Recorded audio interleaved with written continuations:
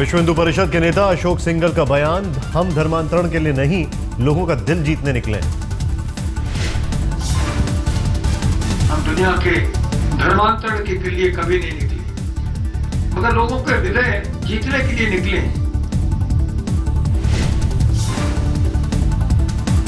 दिल्ली में एक कार्यक्रम में बोले अशोक सिंघल, मुस्लिम ईसाई युद्ध के खिलाड़ी, ऐसा लगता है विश्व युद्ध सामने है। आज बड़ी शक्तियां विश्व पर अपना आधिपत्य जमाने के लिए आज जिस प्रकार से होड़ में लगी हुई है, उससे लगता है कि ये विश्व युद्ध टल नहीं सकता।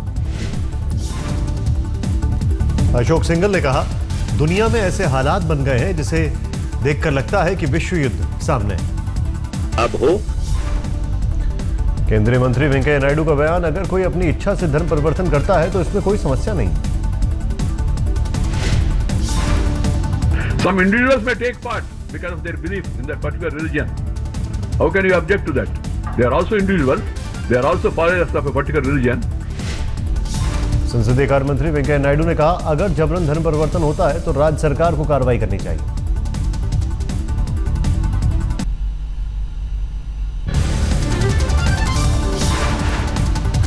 दिल्ली में संघ से जुड़े एक संगठन के कार्यक्रम में बोले मोहन भागवत, अभाव को बहाना बनाकर लोगों का धर्म परिवर्तन कराना गलत है।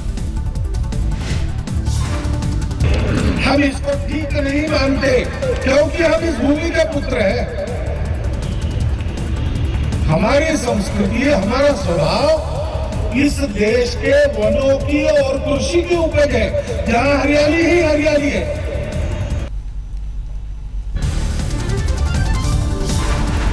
आगरा के एतमादपुर तहसील के गांव गढ़ी संपत्ति में लालच देकर धर्म परिवर्तन का मामला, ग्रामीणों के मुताबिक कई महिलाओं ने लालच में ईसाई धर्म कबूला। गांव वालों के मुताबिक महिलाओं को बच्चों की शिक्षा से लेकर नौकरी का दिया गया लालच, गरीबी के चलते किया धर्म परिवर्तन। ग्रामीणों के मुताबिक कुछ दिनों पहले ईसाई समाज का एक व्यक्ति गांव आया था, उसी ने महिलाओं को दिया था लालच।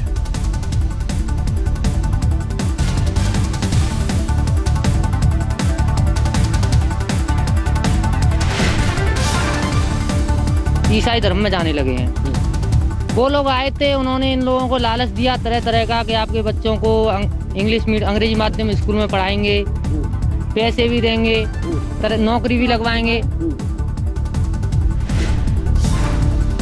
मामला सामने आने के बाद ग्रामीणों ने किया विरोध। मामले की जांच के लिए एक टीम पहुंची गांव।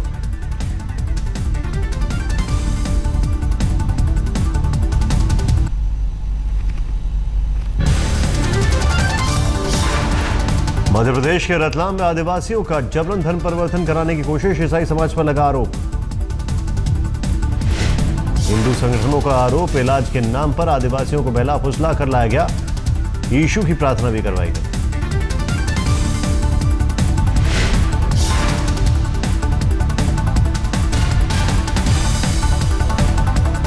जिससे प्रथम दृष्टिया प्रलोभन का मामला आया कि प्रलोभित किया जा रहा था धर्म परिवर्तन के लिए, उसमें अपराध पंजीबद्ध किया जा रहा और आगे अनुसंधान किया जा रहा। ईसाई समाज ने आरोपों किया खारिज, कहा क्रिसमस के महीने में हम अपने धर्म का कर रहे हैं प्रचार, किसी को जबरदस्ती नहीं लाया। हम लोग ये 1 महीना पहले ही इस कार्यक्रम के लिए हमने तैयारी की थी। ये पर्ची बांटे है, परमिशन लिया है, हमने प्रशासन को भी सूचना दी, सब हम तरीके से किया है। और जहाँ तक हम ग्रामीण को, हमारी तरफ से हमने किसी को भी निमंत्रण नहीं दी।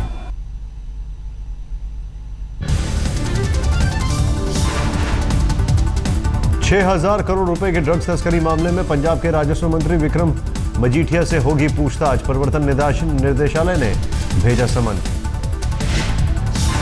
ईडी ने मजीठिया को 26 दिसंबर को सुबह 11 बजे पूछताछ के लिए जालंधर में अपने दफ्तर बुलाया। मजीठिया पर तस्करी से जुड़े एनआरआई से संबंध रखने का आरोप।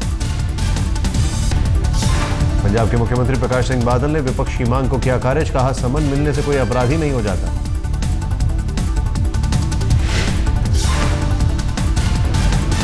समन का करना मतलब नहीं कोई इन्फॉर्मेशन लेनी, ये नहीं कि वो मुजरम बन गया।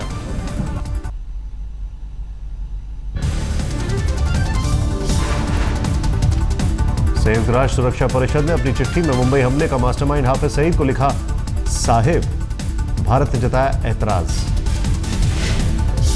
संयुक्त राष्ट्र सुरक्षा परिषद के चेयरमैन गैरी क्विनलॉन ने भारत को लिखी थी चिट्ठी में आतंकी हाफिज सईद को साहिब लिखा। भारत ने आतंकी हाफिज सईद की यूएन से की थी शिकायत। भारत की चिट्ठी के जवाब में यूएन ने लिखी थी चिट्ठी। हो सकता है सम्मान देते हैं, सम्मान देकर के कोई सुधरे तो अच्छा है।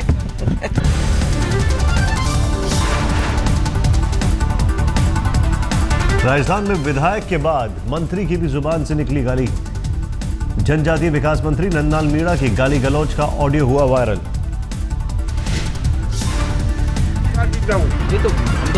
ऑडियो में मंत्री नंदलाल मीणा ने अपने विरोधियों को दी है गाली, हाथ पांव तोड़ने की भी धमकी दी। पत्रकारों के सवाल पूछने पर भड़के नंदलाल मीणा, मीडिया कर्मियों से की बदसलूकी। दिल्ली में कांग्रेस नेता जयकिशन की जुबान से निकली गाली, बीजेपी और आम आदमी पार्टी के लिए कहे अपशब्द।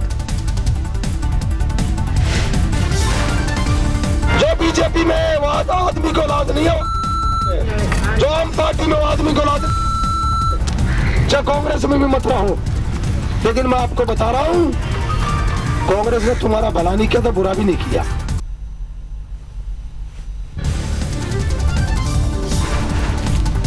तमिलनाडु में डीएमके को झटका, डीएमके के कद्दावर नेता डी नेपोलियन बीजेपी में शामिल।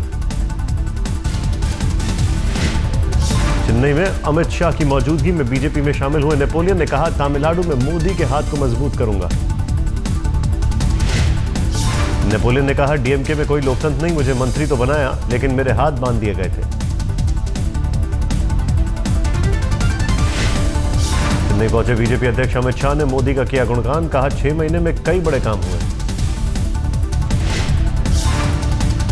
सबसे कम थोक महंगाई की दर 0% नवंबर मास में हुई है, जो यूपीए के शासनकाल में करीब 7% हुआ करती थी। यूपी में कांग्रेस के लिए झटका, संजय सिंह के बेटे अनंत विक्रम सिंह बीजेपी में शामिल, मोदी का किया जमकर गुणगान।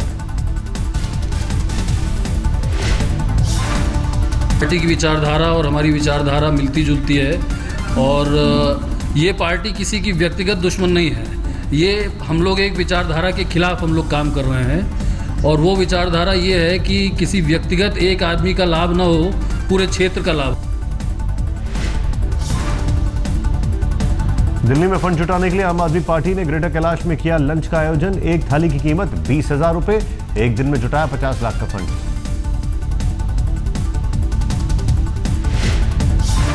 दिल्ली में पूर्वांचल के लोगों ने बीजेपी सांसद मनोज तिवारी के घर पर दी दस्तक। चुनाव में पूर्वांचल के लोगों को प्रतिनिधित्व देने की मांग। जो लोग आज इकट्ठा हुए हैं वो कहीं ना कहीं किसी न किसी तरीके से भारतीय जनता पार्टी के फेवर में आज मनोज तिवारी जी के नेतृत्व में इकट्ठा हुए हैं और उनको अपना समर्थन देने के लिए आगामी विधानसभा चुनाव को देखते हुए अपना समर्थन देने के लिए आए हैं।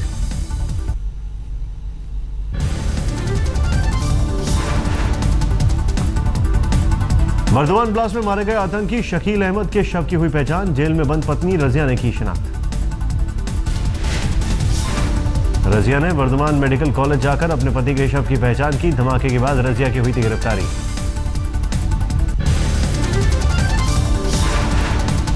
भ्रष्टाचार के मामले में अजमेर की विशेष अदालत का ऐतिहासिक फैसला, घूसखोर अफसर समेत उसके पूरे परिवार को 6-6 साल की सजा।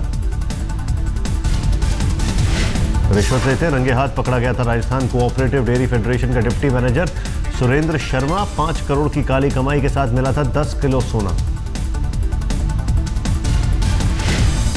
कोर्ट ने अपने फैसले में कहा, एक पढ़ा लिखा परिवार अगर काली कमाई को सहज और सुविधापूर्ण बनाने में मदद करता है तो उसे निर्दोष नहीं मान सकते। माननीय न्यायालय ने चारों को दोषी पाते हुए प्रत्येक को 6-6 साल के कठोर कारावास की और प्रत्येक को 25-25 लाख रुपए जुर्माना की राशि से करा। कोर्ट ने कहा, परिवार को दंड देना जरूरी था कि कैंसर की तरह समाज में फैल रहे भ्रष्टाचार को रोका जा सके।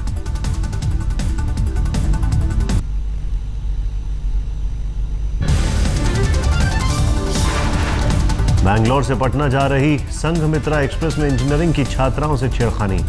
इटारसी में पकड़े गए तीनों आरोपी।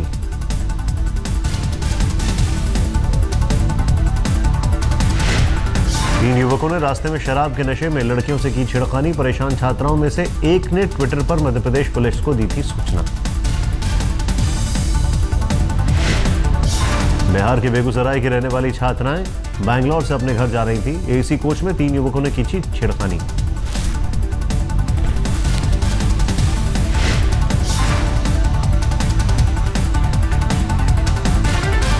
ट्विटर पर आए मैसेज पर सीधे डीजीपी सुरेंद्र सिंह की पड़ी नजर। डीजीपी ने फौरन जीआरपी के एसपी को दी घटना की जानकारी।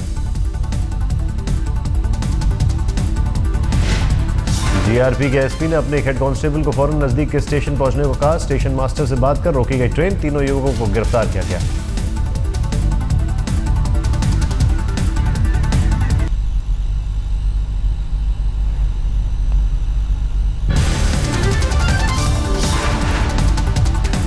तेज गेंदबाज ईशांत शर्मा पर मैच फीस का 15% लगा जुर्माना। ब्रिस्बेन में स्टीव स्मिथ को आउट करने के बाद गलत भाषा का इस्तेमाल करने का आरोप।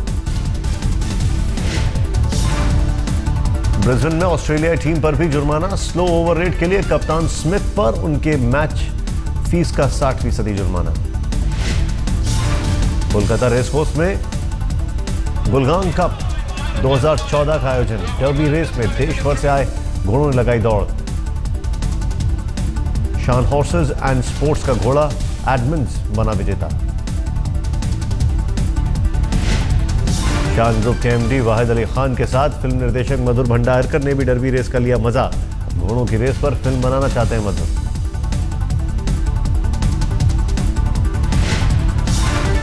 मधुर भाई is known for his homework. आपको पता होगा, सबको पता होगा, आज तक के दर्शकों को पता होगा कि हर फिल्म बनाने से पहले वो होमवर्क करते हैं। तो अगर वो आके कल रेस के बारे में फिल्म बनाए तो कोई आश्चर्य मत कीजिएगा, because first day he is thank you.